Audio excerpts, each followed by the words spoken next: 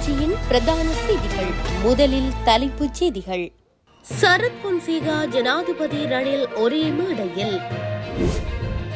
ஆமணக்கு விதையை சாப்பிட்ட 8 மாணவர்கள் ஒவ்வாமை காரணமாக வைத்தியசாலையில் அனுமதி.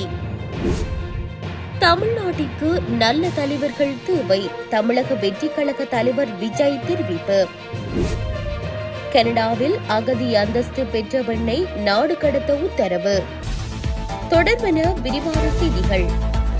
முன்னாள் ராணுவ தளபதியும் பாராளுமன்ற உறுப்பினருமான பீல்ட் மார்ஷல் சரத் பொன்சேகா எழுதிய இந்த போரை அடுத்த ராணுவ தளபதிக்கு விட்டுக் கொடுக்க மாட்டேன் என்ற நூல் வெளியீட்டு விழா ஜனாதிபதி ரணில் விக்ரமசிங்க தலைமையில் கொழும்பில் உள்ள நெலும்புகுண திரையரங்கில் நேற்றைய தினம் இடம்பெற்றுள்ளது. நூலின் முதற் பிரதியை நாடாளுமன்ற உறுப்பினர் பீல்ட் மார்ஷல் சரத் பொன்சேகா ஜனாதிபதிக்கு வழங்கி வைத்தார். ஜனாதிபதி ரணில் விக்ரமசிங்க சார்பில் நினைவு பரிசும் இதன்போது வழங்கப்பட்டது.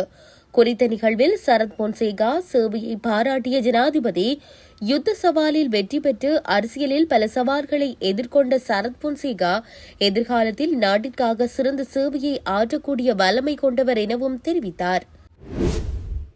ஒவ்வாமை காரணமாக 8 பாடசாலை மாணவர்கள் வைத்தியசாலையில் அனுமதிக்கப்பட்டுள்ளனர்.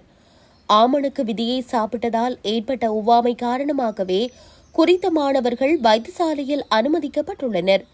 தட்சணா மருதமடு பகுதியில் நேற்று பிற்பகல் இக்குழந்தைகள் ஆமணக்கு விதையை சாப்பிட்டுள்ளதாக போலீசார் தெரிவித்தனர்.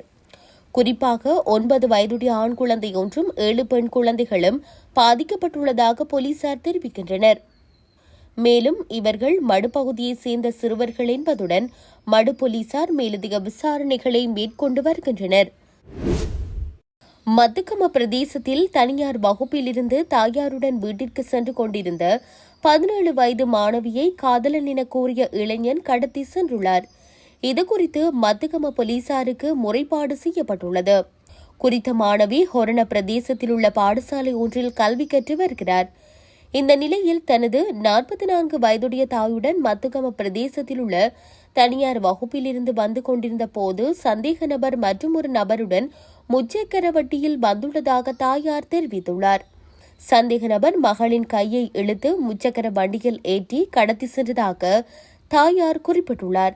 இதன்போது பிள்ளையின் தாயும் முச்சக்கர வண்டியில் ஏற முற்பட்டதாகவும் சந்தேக நபர் அவரை தாக்கி உதைத்துவிட்டு ஓடிவிட்டதாகவும் முறைப்பாட்டில் தெரிவிக்கப்பட்டுள்ளது. சந்தேக நபர் மற்றும் கடத்தலுக்கு பயன்படுத்தப்பட்ட முச்சக்கர வண்டியும் அடையாளம் காணப்பட்டுள்ளது. அத்துடன் சந்தேக நபர் மற்றும் கடத்தப்பட்ட யுவதியை கண்டுபிடிக்க போலீசார் விசாரணைகளை மேற்கொண்டு வருகின்றனர். நாம் மருத்துவம், பொறியியல் மட்டும்தான் நல்ல துறை என்று நினைத்துக் கொண்டிருக்கின்றோம்.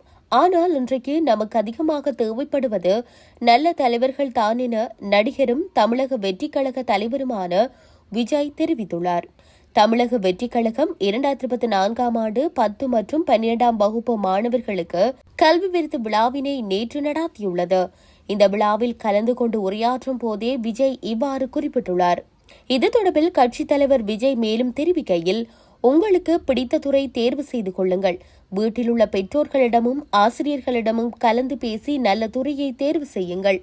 நாம் ஒரு துறையை தேர்வு செய்யும் போது அதில் எவ்வளவு தேவை இருக்கின்றன என்பதை பார்ப்போம். மருத்துவம், பொறியியல் மட்டும்தான் நல்ல துறை என்று நினைத்துக் கொண்டிருக்கின்றோம்.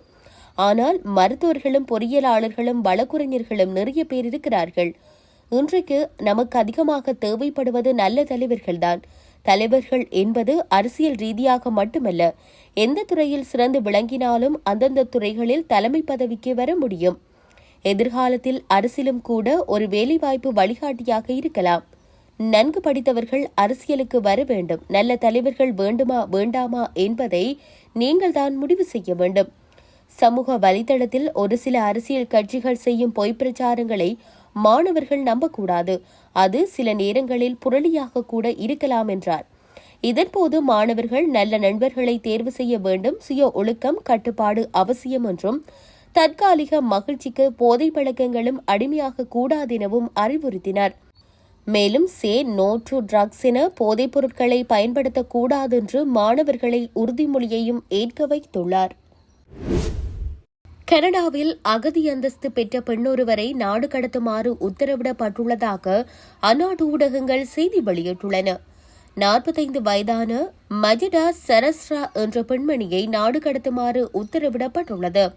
குறித்த உத்தரவானது கனேடிய குடிவரவு நீதிமன்றத்தினால் வழங்கப்பட்டுள்ளதாக தெரிவிக்கப்படுகின்றது. ஹமாஸ் அமைப்புடன் தொடர்புடைய உதவிக்குழுவின் முன்னாள் ஊழியரே இவ்வாறு நாடு கடத்தப்பட உள்ளார். ஒன்ராரியோவை தளமாக கொண்ட ஹமாஸுடன் தொடர்புடைய நிவாரணக் குழுவில் பணிபுரிந்த பாலஸ்தீனிய பெண்ணை நாடு கடத்த உத்தரவிடப்பட்டுள்ளது. நாடு கடத்தப்படவுள்ள பெண் 2016 கனடாவில் அகதி அந்தஸ்து கோருவதற்கு முன்னர் பெத்லகேமில் இர்ஃபான் கனடாவில் பகுதி நேரமாக பணியாற்றியுள்ளார். இத்துடன் செய்திகள் யாவும் நிறைவு பெறுகின்றன. மேலதிக செய்திகளை அறிந்து கொள்வதற்கு www.tamilaram.com எனும் இணையதளத்தை பார்வையிடுங்கள்.